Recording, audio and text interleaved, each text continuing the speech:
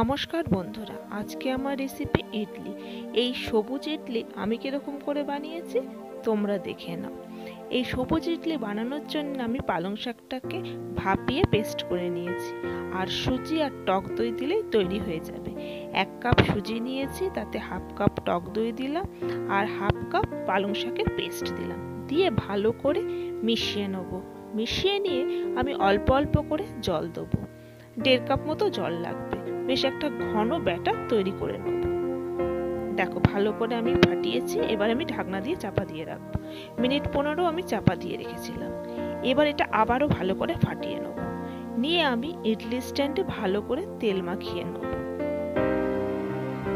এবার এর মধ্যে 1 চামচ ইনো আর একটু সামান্য জল দিয়ে আবার একটু ভালো করে মিশিয়ে নিয়ে এবার আমি এটাকে ইডলি স্ট্যান্ডে দিয়ে দেবো ব্যাটারটা।